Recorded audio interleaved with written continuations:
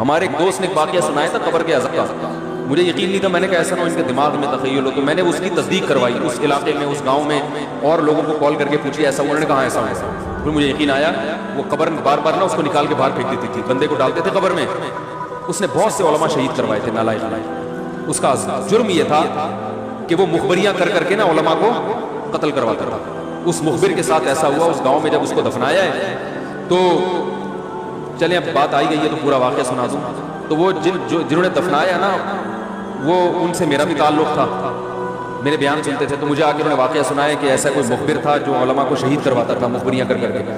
تو جب اس کو دفنایا، کہہ رہے ہیں اس کے والد میرے پاس آئے، ہم لوگ کے پاس آئے، انہوں نے کہا کہ بھائی میں جب صبح جاتا ہوں تو میرے بچے کی جو لاش ہے نا وہ قبر سے باہر پڑی ہوئی ہوتی ہے، تو میں بڑا پریشان ہوں، کیا کروں؟ تو ہم پھر دفن کرتے ہیں تو اچھا قبر بالکل صحیح ہوتی ہے اوپر سے، اور وہ بندہ باہر ہوتا ہے، وہ دوبارہ بند ہو جاتی ہے قبر۔ تو ہم بڑے پریشان ہیں، کیا کریں؟ یہ کوئی شخص شرارت کر رہا ہے، کہہ رہے ہیں، ہم نے کہا بھائی ہم تو نہیں کر رہے شرارت۔ کہا تو اگر دوسرا ہم شرارت کوئی کر بھی رہا ہوتا تو قبر کو خود ہی بھی تو ہونا۔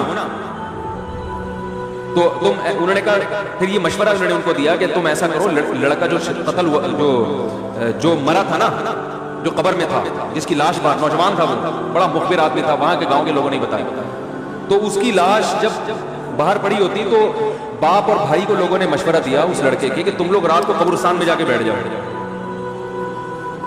پہرا دو کہ کون آتا ہے نکال کے جاتا ہے اور قبر کو پیک کر کے چلا جاتا ہے۔ تو وہ صاحب مجھے بتا رہے تھے کہ اگلے دن وہ چیختے ہوئے آئے ہیں، چیختے باپ اور بھائی جو ہے نا، کہہ رہے ہم نے رات کو منظر دیکھا کہ پہلے ہمیں رات جب اندھیرا ہوا ہے نا تو قبر کے اندر سے چیخنے کی آواز آئی، اور ہمارے سامنے قبر کھلی ہے تو ہم نے اس لڑکے کو دیکھا کہ آگ جل رہی ہے اس کی لاش پہ، اور وہ ایسے ایسے اپنے سر کو پیٹ رہا ہے۔ کہہ رہے ہم تو خوف کی وجہ سے بے ہوش ہو گئے، ہمیں نہیں پتا اس کے بعد کیا ہوا، ہوش میں آیا تو وہ لاش باہر پڑی۔ تو میں نے کہا یار پھینکو بھی دنیا میں کم نہیں ہوتے، تو میں نے پھر تصدیق کے لیے ایک دو لوگوں سے رابطہ کیا، انہوں نے بتایا کہ ایسا ہوا ہے ہمارے ساتھ۔ تو یہ جو ترکی کا جو تھا نا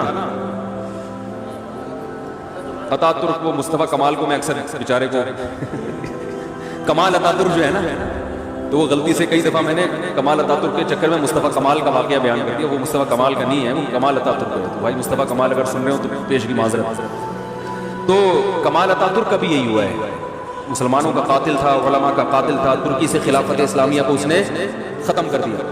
بہت یہ جو آج جو کچھ دنیا میں ظلم ہو رہا ہے، اس سب کی بنیاد رکھنے والا عطا ترک ہے۔ خلافت عثمانیہ ہوتی تو نہ کشمیر کا مسئلہ کھڑا ہوتا، نہ بوسنیا کا مسئلہ کھڑا ہوتا، ساری مصیبتیں جو آئی ہیں مسلمانوں کا جو اتحاد ختم ہوا، اس کے ساتھ بھی ایسا ہی ہوا۔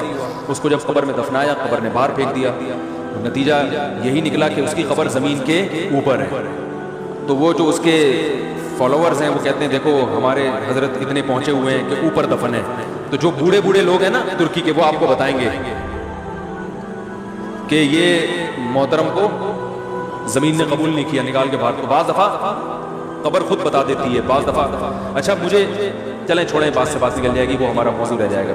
تو فرشتہ کہاں پہنچا؟ قریب، ہاں واپس چلا گیا فرشتہ، ٹھیک ہے۔ تو وہ بالکل قریب آ کے واپس چلا گیا۔ تو ایسا ہوتا ہے، بعض دفعہ ہوتا ہے، ایسے واقعات ہیں بہت سارے۔